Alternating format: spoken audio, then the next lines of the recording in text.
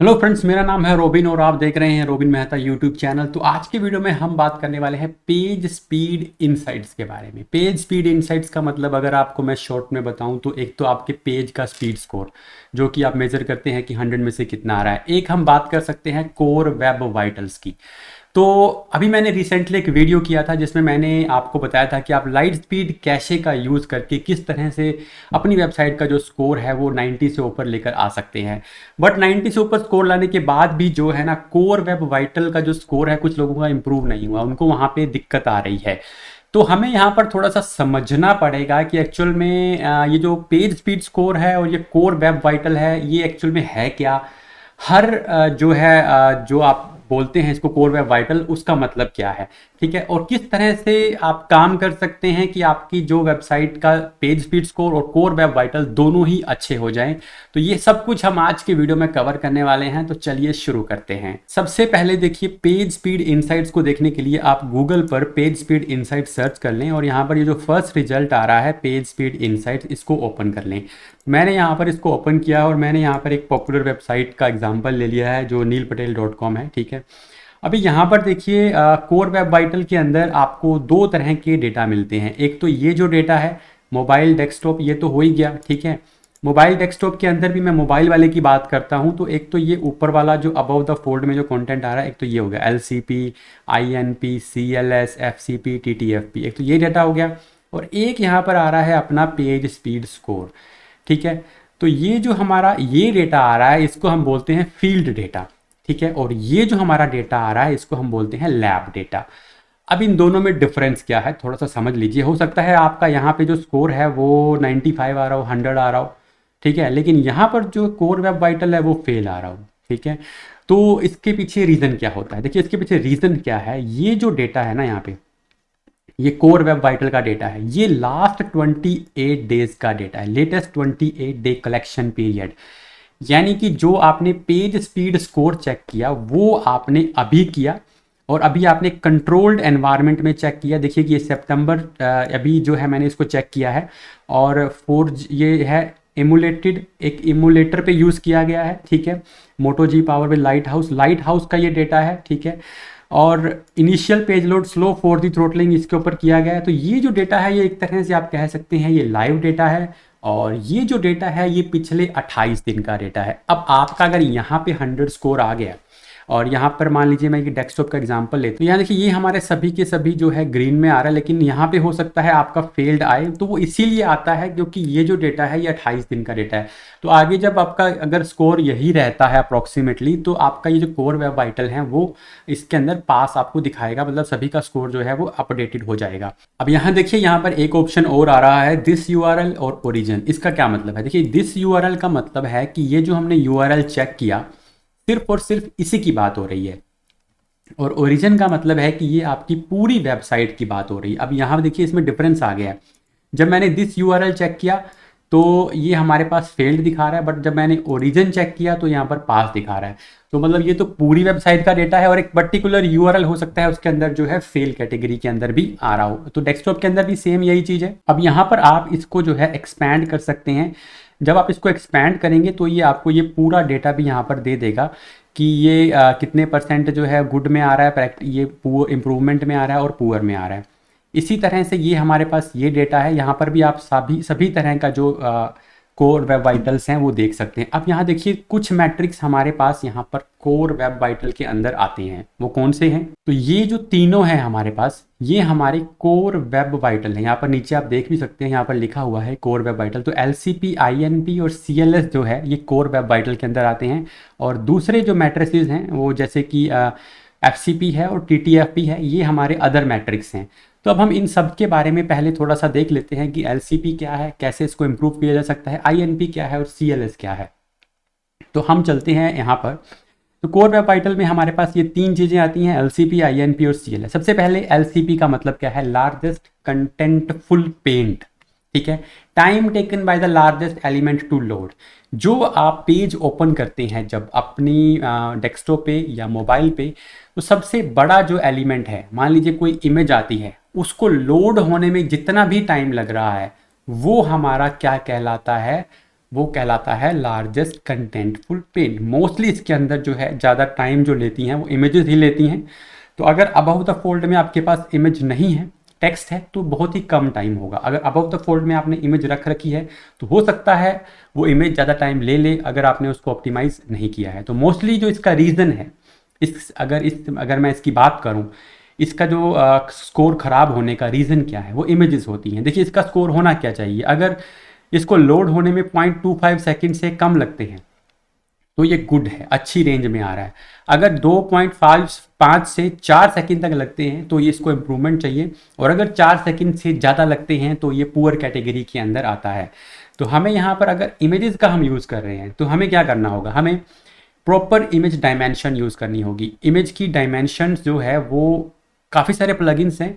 तो मैंने light speed cache के बारे में बताया था कि किस तरह से वो जो इमेज की डायमेंशन को खुद से ही ऐड कर देता है, ठीक है।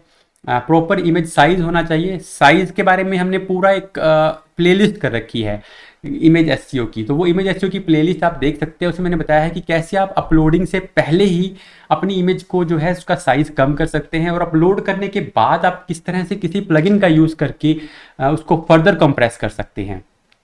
उसके बाद है वेबपी और AVIF इमेज फॉर्मेट। और नेक्स्ट चीज़ आप क्या कर सकते हैं, आप वेबपी या AVIF इमेज फॉर्मेट का भी यूज़ कर सकते हैं। अब AVIF फॉर्मेट पहले यूज़ नहीं होता था क्योंकि गूगल ने इसको जो सर्च रिजल्ट है उसमें नहीं दिखाता था। अभी रिसेंटली गूगल ने ये अपडेट निकाला है कि वो अब AVIF इमेजेस को भी अपने सर्च रिजल्ट में दिखाया करेगा। तो आप AVIF यूज़ करिए, वेबपी से भी ज़्यादा बेटर कंप्रेशन देता है, और अब गूगल ने भी इसको जो है एक तरह से अप्रूव कर दिया है। तो ये सारे काम आप कर सकते हैं। इसके लिए मतलब अगर आपको ये सब कुछ करना है तो लाइट स्पीड कैशे वाला जो वीडियो है वो देख लीजिएगा, उसका लिंक मैं नीचे डिस्क्रिप्शन में दे दूंगा, ठीक है।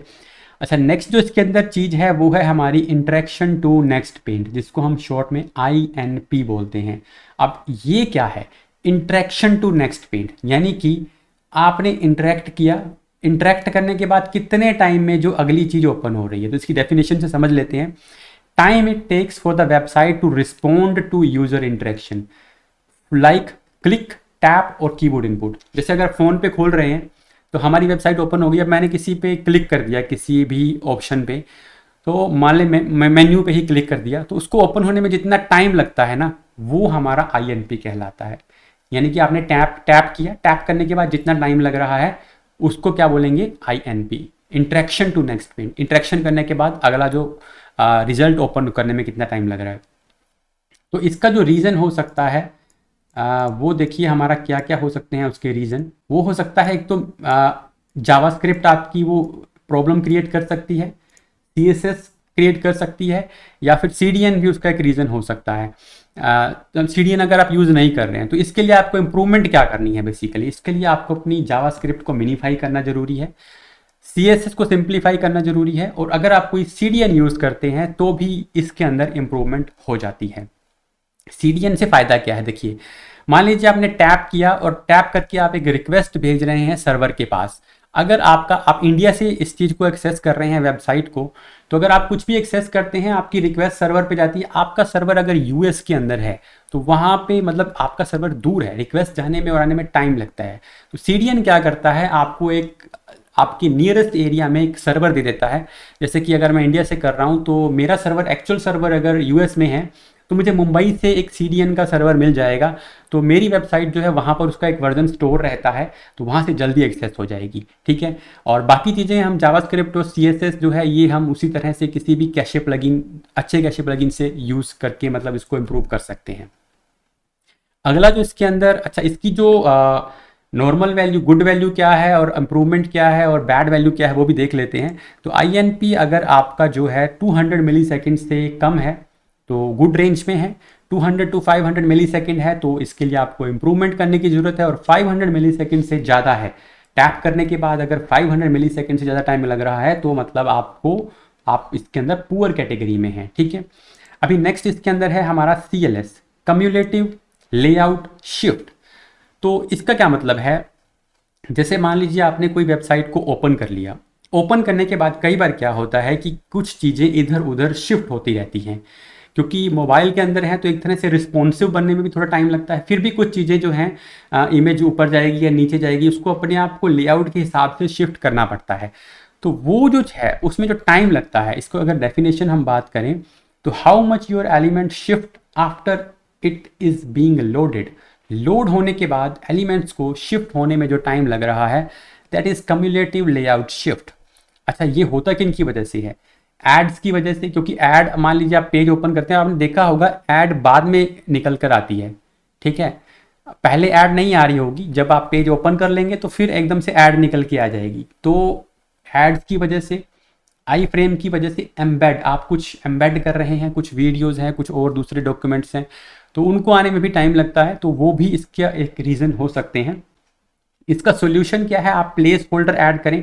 ये थोड़ा सा टेक्निकल पार्ट है, आप डेवलपर वगैरह से पूछ सकते हैं कि किस तरह से प्लेस होल्डर ऐड किया जा सकता है। और बाकी कैशे प्लगइन का यूज़ करिए, वो काफ़ी काम कर देता है। इमेजेस हैं, तो इमेजेस में इसमें रीज़न क्या होता है कि अगर उनकी हाइट और विड्थ मिसिंग है तो ये प्रॉब्लम क्रिएट होती है। बट अगर आपने उसकी हाइट और विड्थ एक तरह से डिफाइन कर दी है, तो कहने का मतलब है कि आप जो है आपने उसके लिए एक जगह डिफाइन कर दी, भैया इसी के अंदर ही आना है आपने, ठीक है। तो ये मिसिंग हाइट और विड्थ भी जो है वो मैंने लाइट स्पीड कैशे वाले जो ट्यूटोरियल है उसमें बताया है, तो वो वीडियो आप देखेंगे, उसमें आपको क्लैरिटी आ जाएगी। तो CLS की जो वैल्यूज हैं वो क्या होनी चाहिए, देखिए, तो अगर ये 0.1 सेकेंड से कम है, ठीक है, तो ये गुड है। 0.1 टू 0.25 तक है तो ये इम्प्रूवमेंट है, और 0.25 से ज़्यादा है तो ये पुअर कैटेगरी के अंदर आपका आएगा। तो ये तो थे हमारे कोर वेब वाइटल्स। अब ये तीनों जो हैं वो हमारे कोर वेब वाइटल में आते हैं। इसके अलावा दो मैट्रिक्स और हैं, FCP और टाइम टू फर्स्ट बाइट। अब ये भी देख लेते हैं क्या है। तो देखिए, पहला है इसके अंदर FCP, यानी कि first contentful paint, time taken for the object on the page to load, यानी कि जो पेज के ऊपर ऑब्जेक्ट को लोड होने में टाइम लग रहा है उसको हम बोलते हैं FCP। अभी देखिए, लार्जेस्ट कंटेंटफुल पेंट क्या था हमारा, जो सबसे बड़ा एलिमेंट था, ठीक है। अब FCP क्या हो गया, जो फर्स्ट एलिमेंट है, कुछ भी आपके पेज पे जो लोड हो रहा है, पहला ऑब्जेक्ट, जैसे आपने कोई पेज ओपन किया, सबसे पहले मान लीजिए लोगो आ रहा है, लोगो है तो इमेज ही, लेकिन हो सकता है वो सबसे बड़ी ना हो, बट लोगो आ रहा है तो वो लोगो पहला आपका ऑब्जेक्ट हो गया। उसको लोड होने में जितना टाइम लग रहा है वो हमारा FCP के अंदर आता है, उसको हम FCP बोलते हैं, फर्स्ट कंटेंटफुल पेंट। कुछ भी होगा वो, कोई भी चीज़ है, फर्स्ट ऑब्जेक्ट है, उसको होने में कितना टाइम लग रहा है वो FCP आता है। अच्छा, ये इसका जो स्कोर खराब होता है वो थीम्स प्लगइन और पेज एलिमेंट्स की वजह से होता है। तो ऑप्टिमाइजेशन प्लगइन आप यूज़ करेंगे तो काफ़ी हद तक ये आपका जो सोल्व हो जाएगा। इसकी वैल्यूज़ क्या हो सकती हैं, देखिए, अगर 1.8 सेकंड से कम है तो गुड कैटेगरी है, 1.8 से 3 है तो इम्प्रूवमेंट चाहिए, और 3 सेकंड से ज़्यादा है तो वो पुअर कैटेगरी के अंदर आता है। आई होप आप ये समझ गए होंगे। अगर कुछ डाउट है तो आप कमेंट करके पूछ सकते हैं, मैं हर एक कमेंट का रिप्लाई करता हूं पर्सनली, ठीक है। और अगर आपको कुछ शेयर करना है तो आप टेलीग्राम ग्रुप भी ज्वाइन कर सकते हैं, उसका लिंक भी नीचे डिस्क्रिप्शन में दिया गया है, वहाँ पर भी आप क्वेश्चंस पूछ सकते हैं, वहाँ पर भी हम टाइम मिलने पर रिप्लाई करते हैं, ठीक है। नेक्स्ट है टाइम टू फर्स्ट बाइट, ठीक है। तो अभी टाइम टू फर्स्ट बाइट क्या है इसके अंदर, देखिए, टाइम टू फर्स्ट बाइट का मतलब क्या है, time taken from when a user make a request to when the first byte of data is received by the browser from the server. तो मान लीजिए मैंने वेबसाइट को ओपन किया या वेबसाइट पे कुछ रिक्वेस्ट किया, कुछ क्लिक किया, तो क्लिक करने के बाद या वेबसाइट को ओपन करने के बाद जितना टोटल टाइम लगेगा मेरी रिक्वेस्ट को सर्वर तक जाने में और सर्वर से वहाँ पे डेटा आने में, तो फर्स्ट बाइट ऑफ डेटा आने में जो टाइम लगता है, मतलब जैसे कि आप इमेजेस की बात कर लें या टेक्स्ट की बात कर लें या कोई भी एलिमेंट आपकी वेबसाइट पे है, वो एक तरह से डेटा ही है। तो वो डेटा जो है आपका लोड होता है, सर्वर से आता है आपकी वेबसाइट पे, तो उसका जो फर्स्ट बाइट को आने में जो टाइम लग रहा है वो हमारा होता है टाइम टू फर्स्ट बाइट।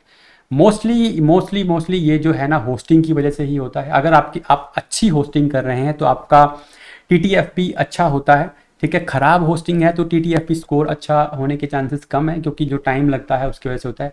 और दूसरा जो है, आपको CDN यूज़ करते हैं तो ये आप इसमें इम्प्रूवमेंट कर सकते हैं। सीडीएन में पहले बता चुका हूँ, सर्वर अगर आपका दूर है तो टाइम ज़्यादा लगता है, अगर आप पास में सर्वर आ जाता है तो टाइम कम लगेगा। तो टाइम टू फर्स्ट बाइट का कुछ मैट्रिक्स हैं वो समझ लेते हैं। जैसे कि अगर 0.8 सेकेंड से कम है तो गुड है, अगर 0.8 टू 1.8 है तो इम्प्रूवमेंट चाहिए, और इससे ज़्यादा है तो वो पुअर कैटेगरी के अंदर आता है।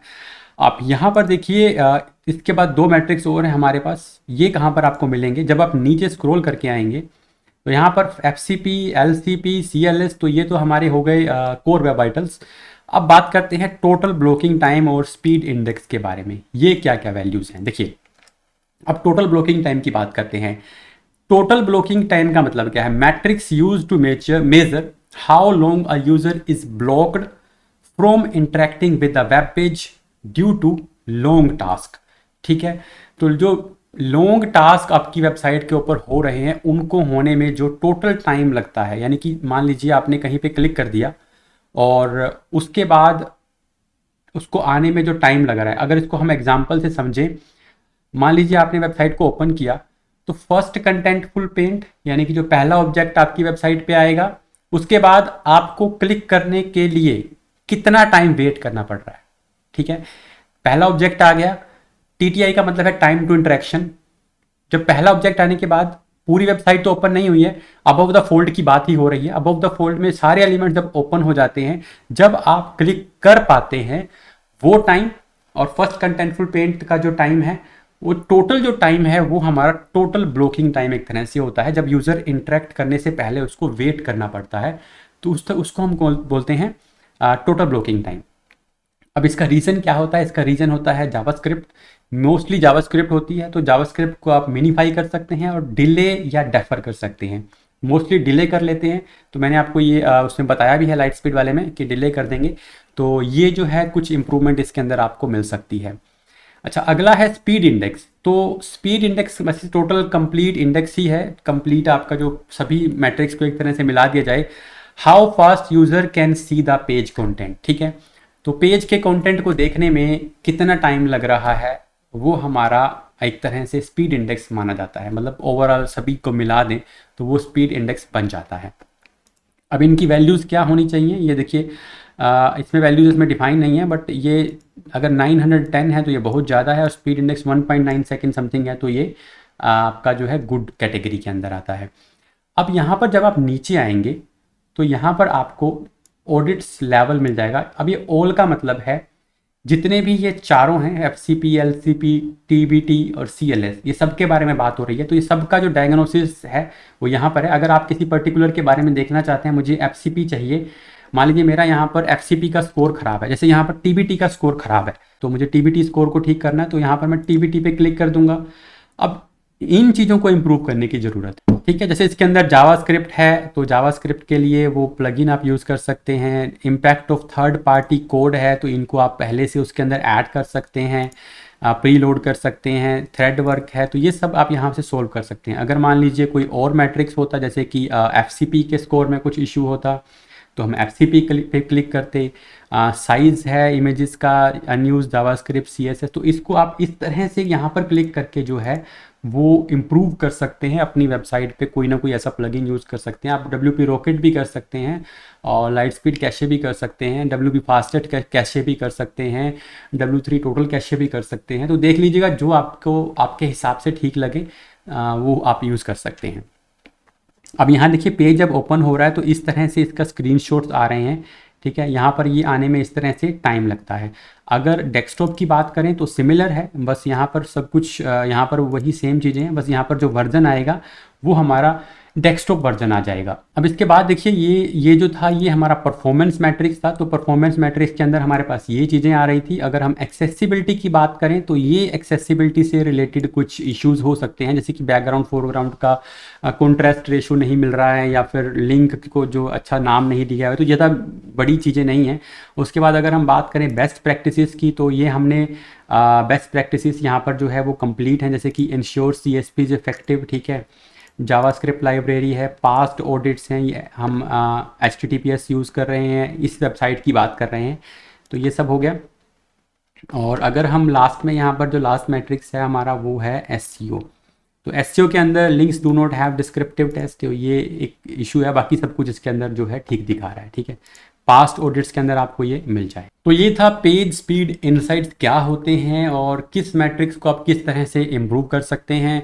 आई होप आपको वीडियो अच्छा लगा होगा। वीडियो अच्छा लगा हो तो वीडियो को लाइक कर दीजिएगा और चैनल को सब्सक्राइब कर लीजिएगा ताकि इस तरह की वीडियोज़ आप तक पहुँचते रहें। मिलते हैं आपसे नए वीडियो में।